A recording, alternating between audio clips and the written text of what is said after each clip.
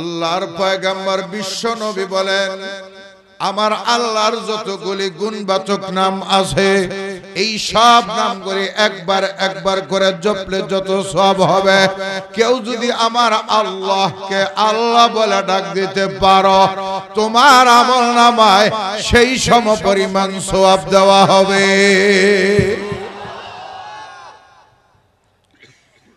আল্লাহ পাকের গুণবাচক নাম আছে না নাই? কতগুলি? 99টি। ঠিক আছে, প্রসিদ্ধ 99টি, আরো আছে প্রসিদ্ধ 99টাই আরো আছে। তাফসীরের কিতাবের মধ্যে আমি নিজে মোতালা করেছি। আল্লাহ পাকের গুণবাচক নাম 99টা প্রসিদ্ধ, আরো আছে 1000 নয়, 2000 নয়, 5000-এর ঊর্ধ্বে আছে।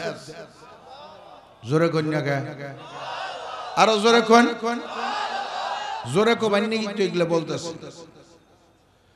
আল্লাহ পাকের গুণবাচক নাম কত হাজারের ঊর্ধ্বে বললাম। আমার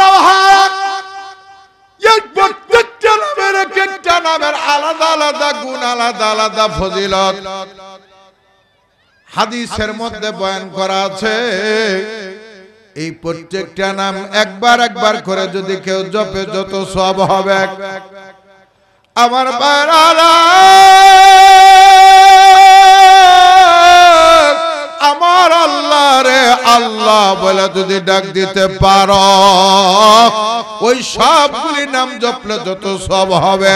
একবার যদি আল্লাহ রে আল্লাহ বলে ডাক দিতে পারো তোমার আমলনামায় সেই সমপরিমাণ সওয়াব দেওয়া হবে।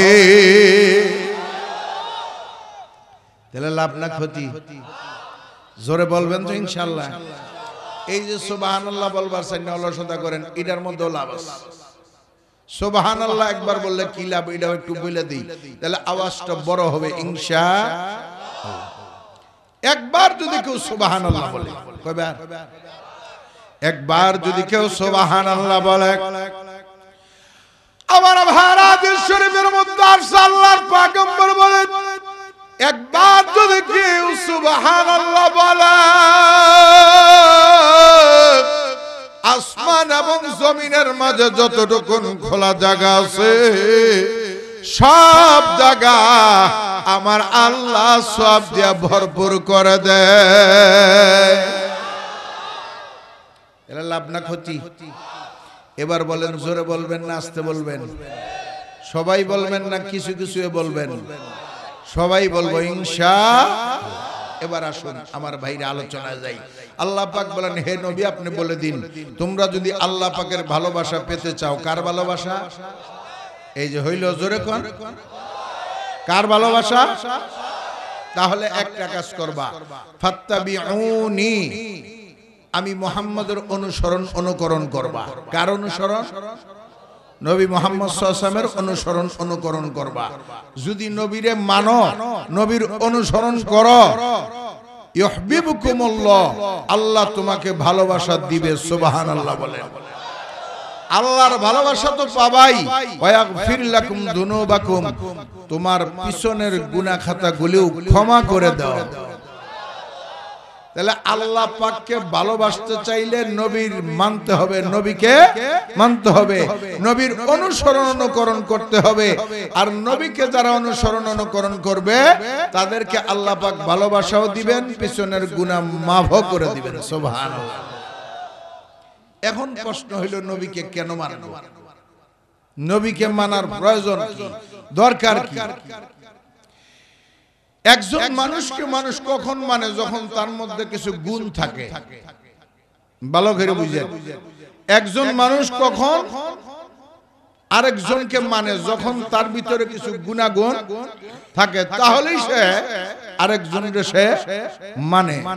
যেমন একজন নেতারে মানুষ মানে, কেন মানে? নেতার মধ্যে কিছু গুণ আছে।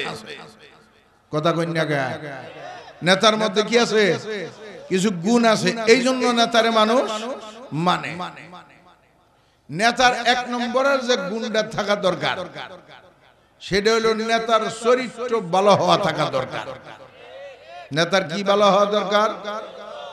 চরিত্র। এটা হলো নেতার এক নম্বরের গুণ। নেতার চরিত্র ভালো হওয়া লাগে। নেতার চরিত্র যদি ভালো না হয় নুচ্চা মার্কা নেতা থাকে, এই নেতারে কেউ মানতে কথা কন্যা খা মানতে চায় না, কারণ এটা নুচ্চা। এইটারে ভোট দিলে পরে আমার মা বোনের ইজ্জত ঠিক থাকবো না। এই জন্য নেতার চরিত্র খারাপ থাকলে নেতারে মানুষ মানে না, আর নেতার চরিত্র যদি ভালো থাকে নেতারে মানুষ মানে। তাহলে নেতার 1 নম্বরের যোগ্যতা তার চরিত্র ভালো। কি ভালো হওয়া? তাহলে আমাদের নবী হইল সবচাইতে বড় নেতা। কথা কইনা খায়, আমাদের নবী সবচাইতে বড় নেতা। বর্তমান যুগের কোন নেতার লগে আমার নবীর কোন তুলনা নাই। আমাদের নবী বিশ্ব নবী, সবচাইতে বড় নেতা, মানবতার নবী মুহাম্মদুর রাসূলুল্লাহ সাল্লাল্লাহু আলাইহি ওয়াসাল্লাম। ওনার চরিত্রটা কেমন? উনিও তো নেতা। নেতার 1 নম্বরের যোগ্যতা কি বললাম? চরিত্র ভালো হওয়া। দেখেন আমাদের নবী সম্পর্কে আমি আপনি কোয়া লাগবো না, আল্লাহ নিজেই বলে দিছে। সুবহানাল্লাহ বলেন। আল্লাহ পাক বলেন আমাদের নবী সম্পর্কে, ওয়া ইন্নাকা লাআলা খুলুকিন আযীম।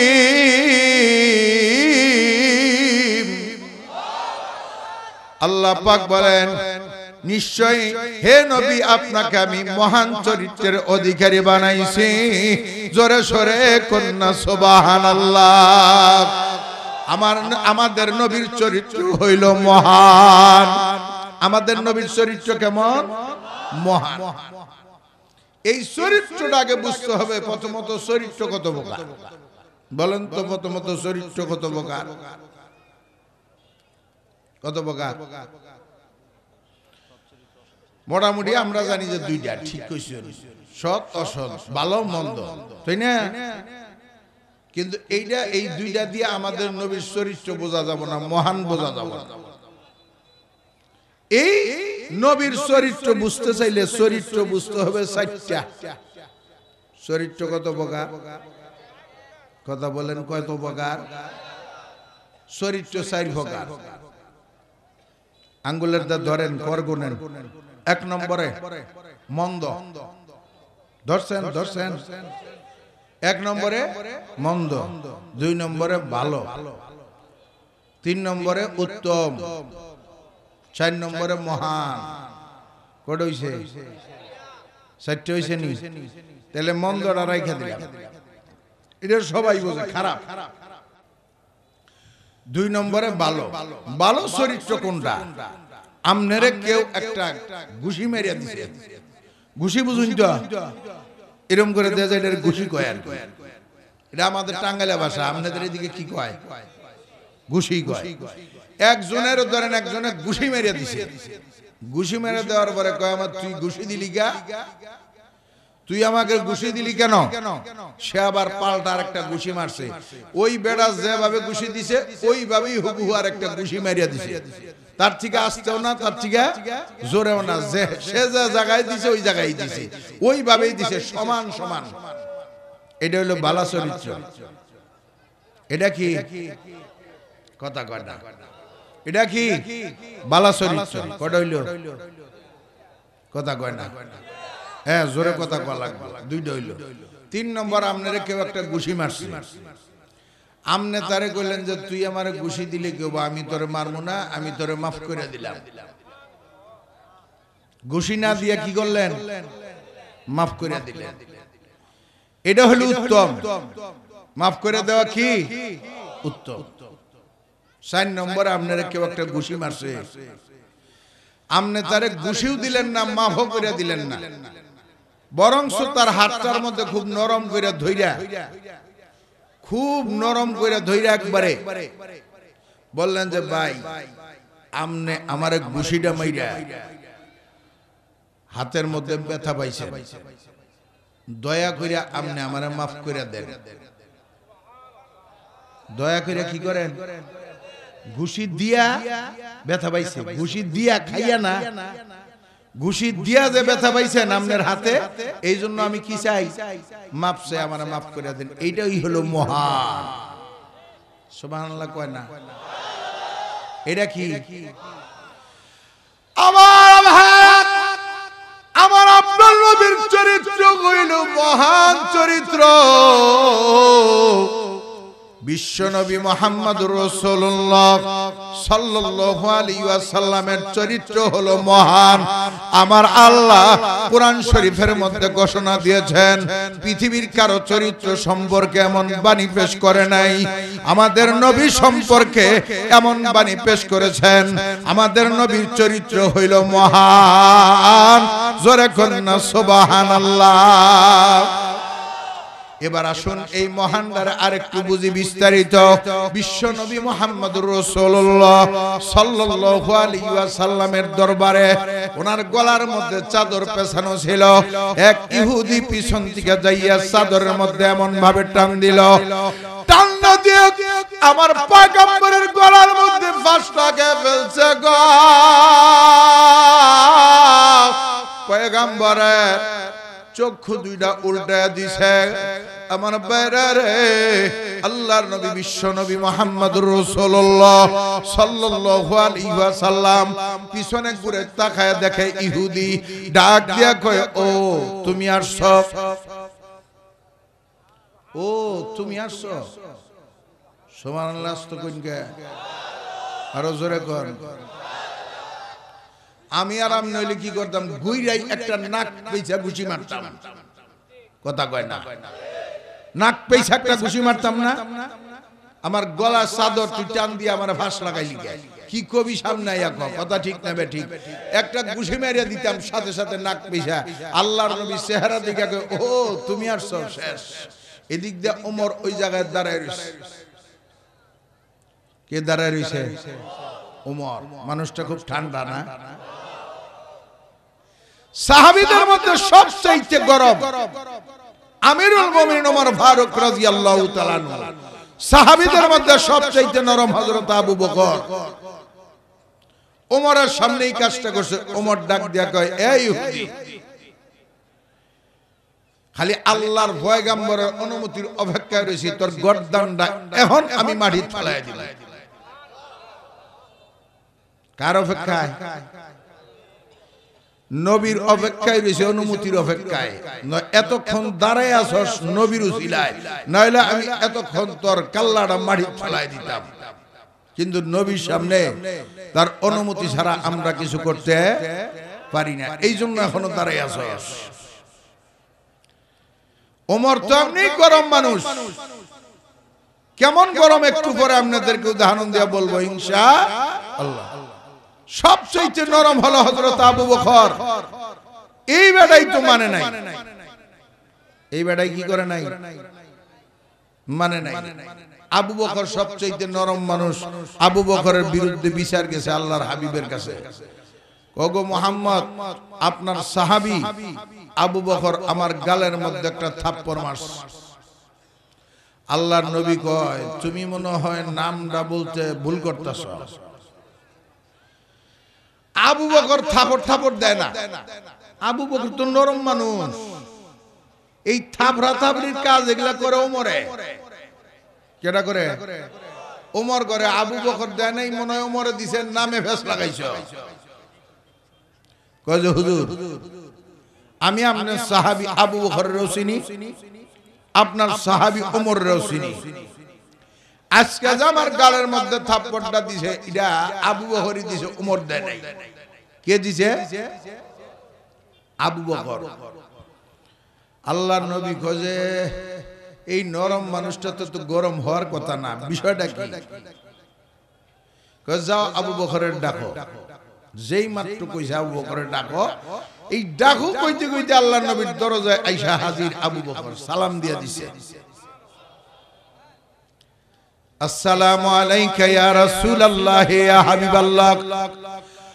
আল্লাহর পয়গম্বরকে সালাম দেওয়ার পর আল্লাহর পয়গম্বর বিশ্ব নবী ডাক দিয়া বলেন, আবু বকর,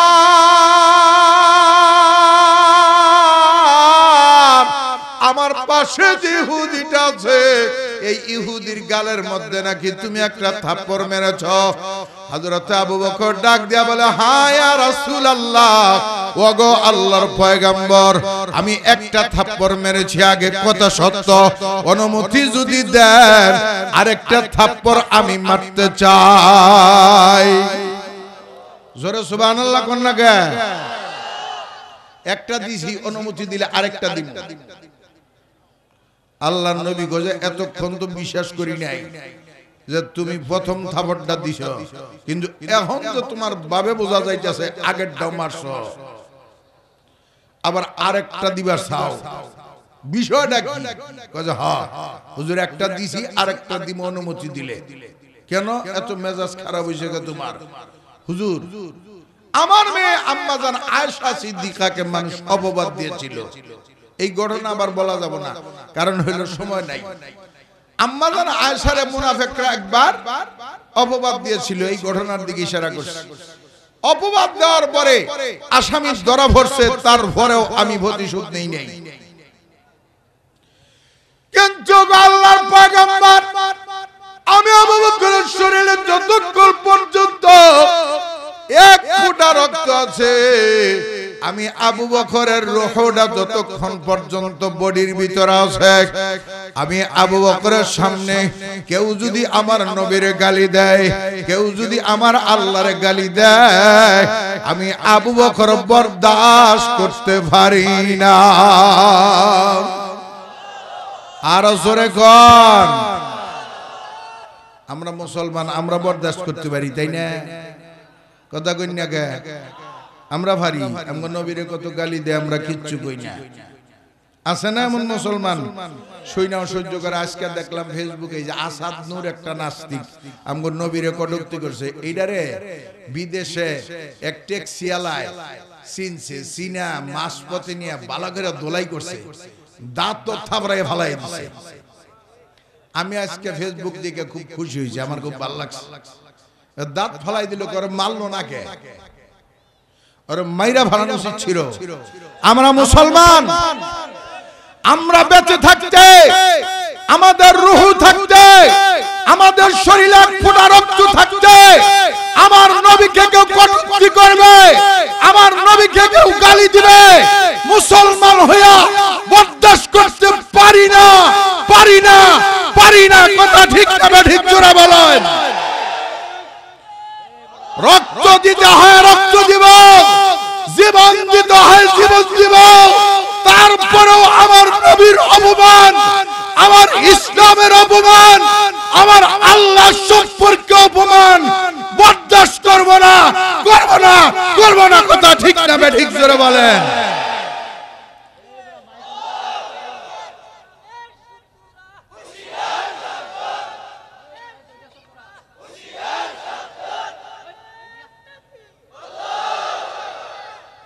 আমার ভাইরা, বিশ্বনবী মুহাম্মদ সাল্লাল্লাহু আলাইহি ওয়াসাল্লামকে একটু গালি দিছে, আবু বকর বরদাস্ত করে নাই। হযরত আবু বকর সিদ্দিক রাদিয়াল্লাহু তাআলা আনহুর কথা শুনে আল্লাহর হাবিব বলে, আমি তো বুঝলাম না তুমি কি বললা, তুমি খুলে বলো। আবু বকর ডাক দিয়া বলে, ইয়া রাসূলুল্লাহ,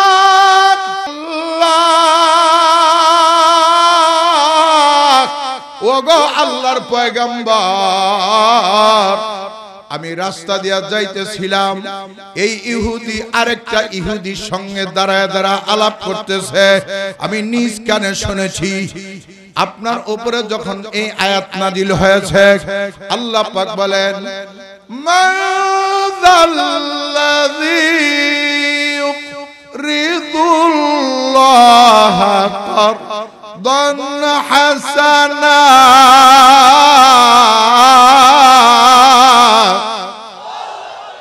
আল্লাহ পাক বলেন, কে ছড়ে আমি আল্লাহকে কর্জ দিবা, কর্জে হাসানা।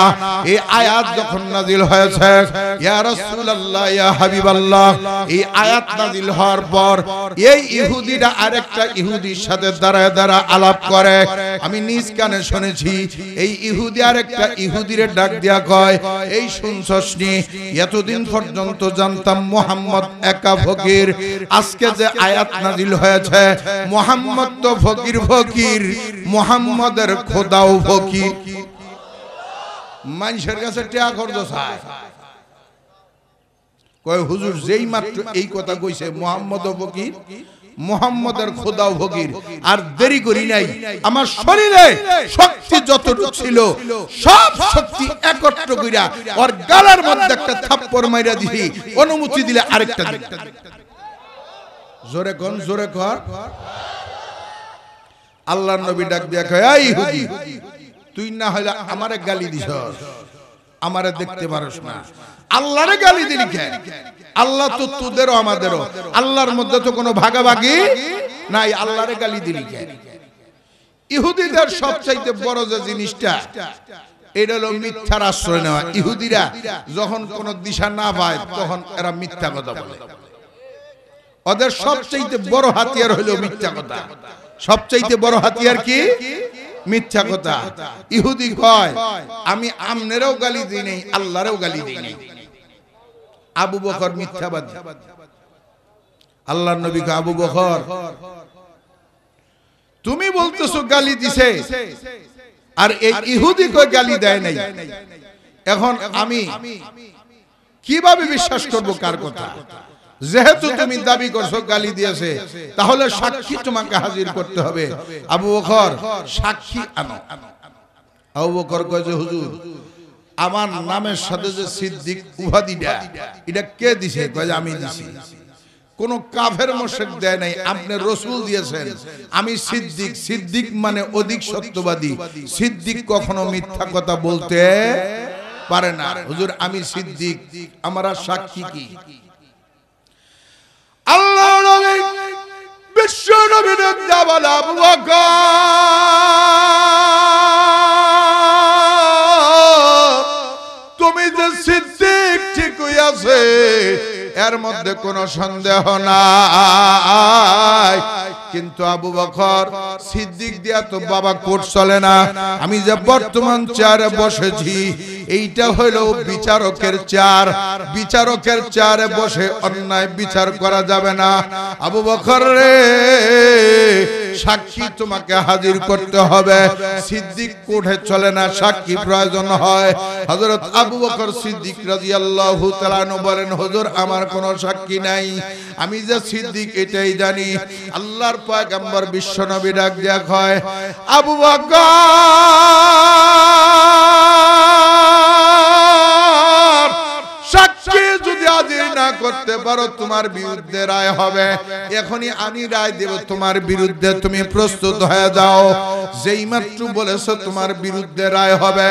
আমার আল্লাহ ডাক দেয়া কয় জিবরাইল হযরত জিবরাইল আলাইহিস সালাতু ওয়াস সালাম বলেন লাব্বাইক ইয়া আল্লাহ ওগো আল্লাহ আমি হাজির আছি আল্লাহ পাক ডাক দেয়া কয় জিবরাইল তাড়াতাড়ি যাও আমার হাবিব আমার দোস্ত আবু বকরের বিরুদ্ধে রায় দিবে আবু বকরের বিরুদ্ধে রায় দেওয়ার আগেই তুমি যাইয়া বলো আবু বকরের বিরুদ্ধে রায় দেওয়ার আগে আমি আল্লাহর রায় ডাকি এইটা যেন বালা কইরা শুইনা নেয় সুবহানাল্লাহ জোরে কোন আর জোরে বলেন সুবহানাল্লাহ আপনারা বাইরে দাঁড়ায় রইলেন কেন এই যে আপনারা দাঁড়ায় রইছেন এই দাঁড়ানোর মধ্যে কোনো ফায়দা আছে এটা বেহেশতের বাগান আমি আগেই বলছি হাদিসটা পড়াও শুনাই দিছি এবারত পড়া যে এই যে প্যান্ডেলটা এই প্যান্ডেলের ভিতরের জায়গাটা এখন বেহেশতের বাগান যারা বাইরে আছেন তারা বেহেশতের বাইরে আছেন এই জন্য আমি অনুরোধ করবো আপনারা ভিতরে ঢুকে পড়ুন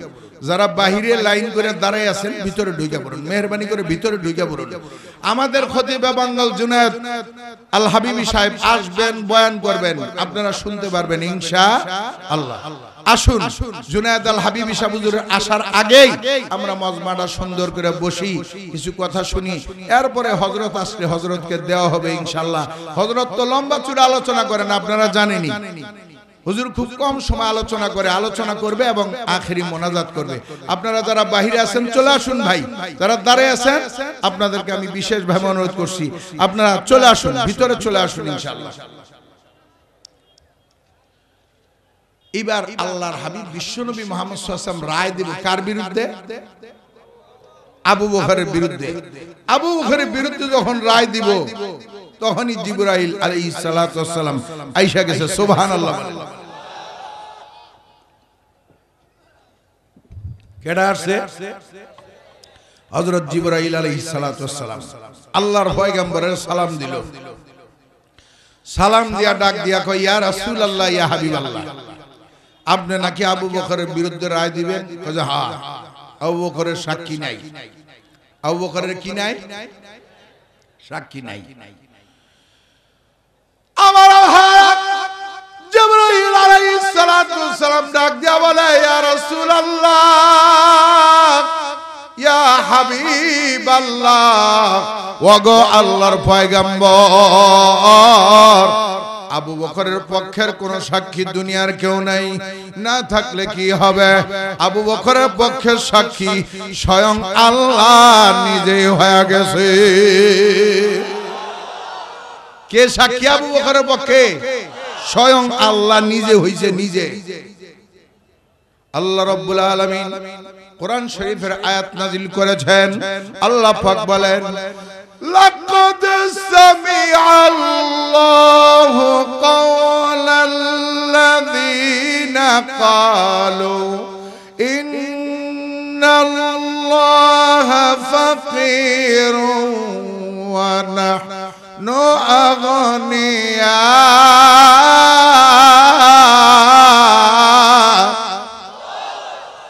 আল্লাহ রাব্বুল আলামিন আয়াত পাঠায় দিয়েছে। আল্লাহ পাক বলেন, লাকাদ সামিআল্লাহ, পৃথিবীর কেউ আবু বকরের পক্ষে সাক্ষী নাই, না থাকলে কি হবে? সামিআল্লাহ, আল্লাহু আকবার বলেন। সামিআল্লাহ, আল্লাহ নিজে কুদরতি কান দিয়া শুনছে। কেন শুনছে? আল্লাহ নিজে। সামিআল্লাহ, আল্লাহ নিজে কুদরতি কান দিয়া শুনছে। কি শুনছে? ক্বালু, এই কাফের বলেছে, ইন্নাল্লাহা ফাকির, নিশ্চয়ই আল্লাহ ফকির, ওয়া নাহনু আগনিয়া, আমরাই ধনী। কে শুনছে? স্বয়ং আল্লাহ শুনছে। আল্লাহ এখন সাক্ষী। এখন কি বিচার করবেন করেন। আল্লাহ নবী, বিশ্ব নবী দেখতে বলেন, এই ইহুদি, এতক্ষণ তোমার বিরুদ্ধে আমার আবু বকর একা বলেছে, এখন দেখি আমার আল্লাহ তোমার বিরুদ্ধে বলে, তাহলে কি তুমি এখন আল্লাহকেও মিথ্যাবাদী বলবা? এবার ডাক দিয়া কয়, আমি কি জানি আবার আমার বিরুদ্ধে কোরআনের আয়াত নাজিল হবে? যদি জানতাম তাহলে তো বলতামই না। আমি কি জানি যে আবার আমার বিরুদ্ধে কোরআনের আয়াত নাজিল হবে? যদি জানতাম তাহলে তো বলতামই না। এখন ধরা খাইছে, স্বীকার করছে। ইহুদি নাসাররা সবচেয়ে বড় মিথ্যাবাদী। এদের মুখে মিথ্যা কথা একটুও বাজে না। এদের যে দালাল আছে, এদের মুখেও মিথ্যা কথা বাজে না। বিশ্বনবী মুহাম্মদ সাল্লাল্লাহু আলাইহি ওয়াসাল্লামের সবচেয়ে নরম সাহাবী বরদাশত করে নাই, বরদাশত করে নাই। আমি আর আপনি মুসলমান, আমরাও কোনোভাবেই এটা বরদাশত করতে পারি না। বিশ্বনবীর অপমান কোন মুসলমান বরদাশত করতে পারে না। বর্তমান তথাকথিত মুসলমান নামে কাদিয়ানি নামক একটা দল বের হয়েছে। এরাও আমার নবীর খতমে নবুয়তকে অস্বীকার করে। আমাদের শরীরে রক্ত থাকতে, আমাদের শরীরে রূহ থাকতে আমরা এই কাদিয়ানীদের এই ধরনের ভণ্ডামি বরদাশত করব না, বরদাশত করব না। কথা ঠিক না বেঠিক? আমরা রুখে দাঁড়াবো ইনশাআল্লাহ। আমার ভাইরা, আবার আসুন, আল্লাহ নবী বিশ্ব নবীর সবচাইতে নরম সাহাবী বিশ্বাস করে নাই। হযরত ওমর এমনি গরম মানুষ, খুবই গরম মেজাজের মানুষ, উনি কেমনে বরদাশত করবে? মনে আছে না, বলে গিয়েছেন ওমরের সামনে আল্লাহর নবীর গলার মধ্যে ধরে টান দিয়েছে, নবীকে কষ্ট দিয়েছে। ওমর তো এমনি গরম। ওমর কেমন গরম আপনাদেরকে আমি দুইটা ঘটনা শোনাবো, ছোট্ট ছোট্ট, তারপরে সামনের দিকে যাব ইনশাআল্লাহ। ওমর রাদিয়াল্লাহু তাআলা একদিন রাস্তায় বের হইছে। রাস্তার অপর পাশ দিয়া আবার আসতেছে একজন লোক, যুবক, তার হাতে একটা ব্যাগ, ব্যাগের মধ্যে 2 বোতল মদ। ব্যাগের মধ্যে কি? 2 বোতল মদ। ওমরের দেখা কয় সর্বনাশ, যেখানে বাঘের ভয় সেখানেই রাত হয়, সর্বনাশ করছে। ওমর দেখি আসতেছে, উপায় কি? এখন যদি আমি অন্য রাস্তায় ক্রস করি তেলাও আমার ডাক দিব, আর যদি এর সামনে যাই তেলেও জিগাবো যে এই তোর ব্যাগে কি? যদি কই যে আমার ব্যাগে মদ, তাহলে 80টা বেত্রাঘাত। কয়টা? 80টা। আর যদি আমি অন্য কথা কই, আর এটা যদি না পায়, যদি মদ পায়, অন্যটা কইলাম দেখা যায় মদ, তাহলে মিথ্যা কথার জন্য 80টা। বাড়ি কয়টা? 160টা। এই বেড়ার বাড়ি 60টা না, 100 না, 160টা না। এই বেড়ার বাড়ি 2-4টা খাইলেই মরণ লাগবে। এই পৃথিবীর মায়া ত্যাগ করে যাওন না লাগবো, আর দেখুন যাব না পৃথিবী। কারণ নিজের ভোলা আবু শাহমারি বেড়া বিচার করছে, এই মদের বিচার। 80টা বেত্রাঘাত করবার কইছে জল্লাদ রে। কারে? কথা কয় না, জল্লাদ রে কইছে। জল্লাদ যে বাড়ি দেয়, বাড়ির বাবে মনে হয় যে প্রেসিডেন্টের ভোলারে যে বেরিয়েছে মায়া কইরা। জল্লাদের কয় দে বেদ দে। বাড়ি যে দিছে প্রথম 2-1 বাড়িয়ে আবু শাহমা একটু লড়ছে, তার পরে আর লড়ে নাই। তার মানে ওই 2-4 বাড়ির পরেই, কথা কয় না, মারা গেছে। এই বেড়ার বাড়ি 160টা, প্রশ্নই আসে না, 60টাও খাওয়া যাব না। এখন উপায় কি? আবার পথ ছাইরা অন্য পথে গেল ডাক দিব। এখন কোন অভান্তর নাই। বেড়া বয়ে কাঁপুনি উঠছে, মনে হয় ভূমিকম্প শুরু হয়েছে। কি শুরু হয়েছে? ভূমিকম্প শুরু হয়েছে। এই বেড়া এবার আমার আল্লাহরে ডাকে। কারে ডাকে? প্রভু, প্রভু গো,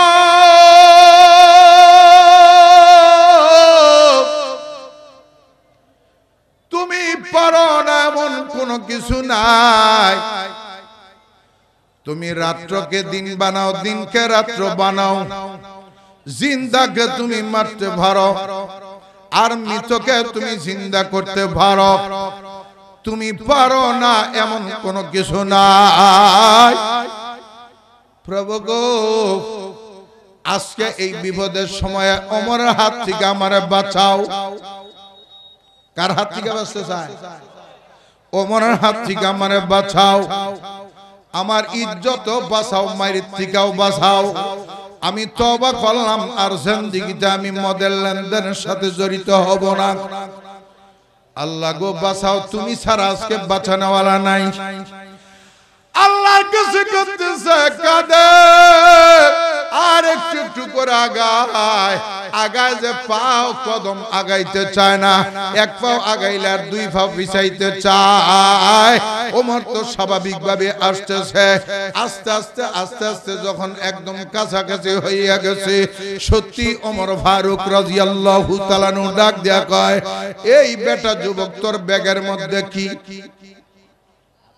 জিগাইছে, তোর ব্যাগের মধ্যে কি? বেড়া এমন কথা কয় না, খালি কাঁদে। ব্যাগের মধ্যে কি?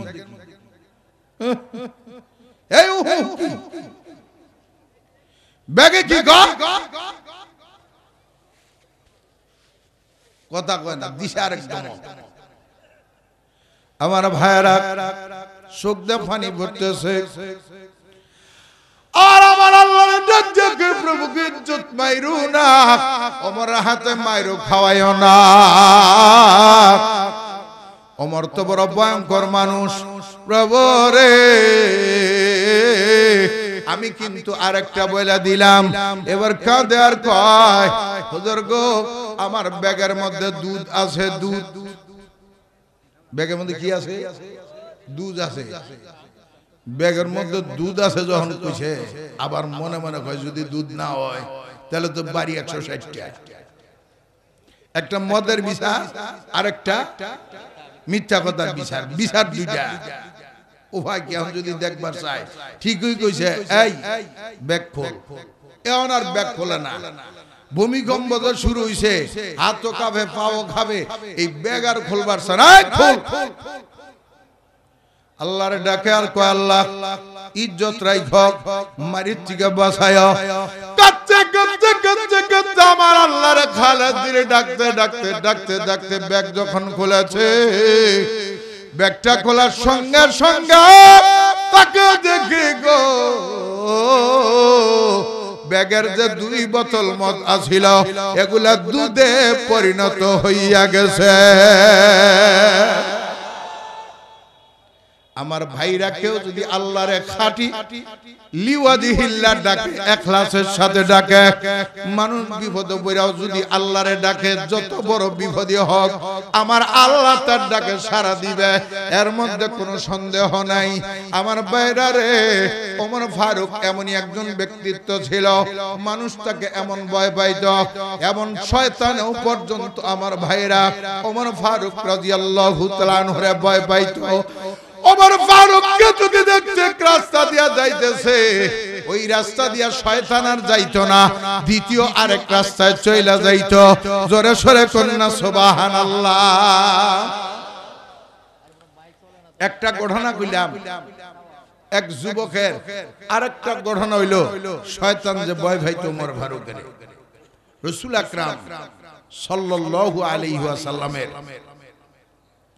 দরবারে একবার এক বৃদ্ধা মহিলা গেছে কে গেছে ভাই বৃদ্ধা মহিলা যাইয়া ডাক দিয়া কয় হুজুর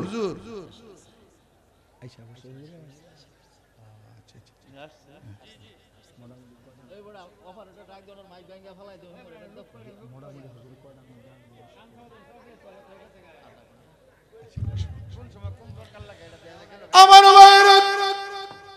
বিশ্বনবী মুহাম্মদুর রাসূলুল্লাহ সাল্লাল্লাহু আলাইহি ওয়াসাল্লামের দরবারে এক বৃদ্ধা এসে ডাক দিয়া বলে ইয়া রাসূলুল্লাহ ইয়া হাবিবাল্লাহ ওগো আল্লাহর পয়গম্বর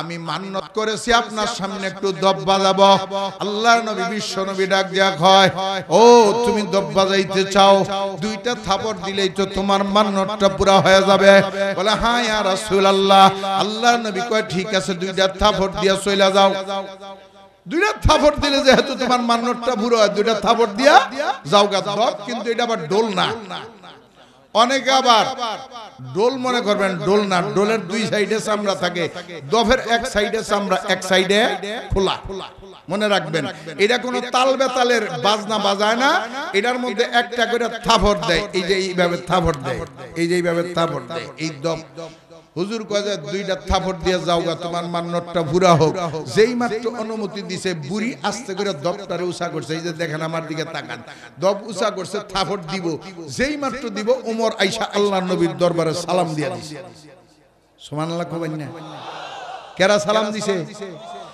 যেই মাত্র সালাম দিয়ে দিল সালাম দেওয়ার সঙ্গে সঙ্গে ওই বুড়ি দবটারে মাটির মধ্যে রেখে ওই দফের উপরে বৈশা দবটারে ভালো করে কাপড় চোপড় দিয়া ডাকছে ঘুরছে যেন ওমর দেখতে না পায় আল্লাহর নবী বিশ্ব নবী ডাক দিয়া কয় ওমর রে তোমাকে দেখে মানুষ তো ভয় পায় তোমাকে দেখে শয়তানও পর্যন্ত ভয় পায় আমার দরবারে এখন শয়তান এসেছিল তুমি ওমর ঢোকার সঙ্গে সঙ্গে শয়তান পালাইয়া গেছে জোরে সরে কন্না সুবহানাল্লাহ এই ওমর ফারুক রাদিয়াল্লাহু তাআলা আনহুরে দেখে শয়তানও ভয় পায় মানুষও ভয় পায় ওমর রাদিয়াল্লাহু তাআলা আনহু সামনে আল্লাহর নবী বিশ্ব নবীর সঙ্গে বেয়াদবি করছে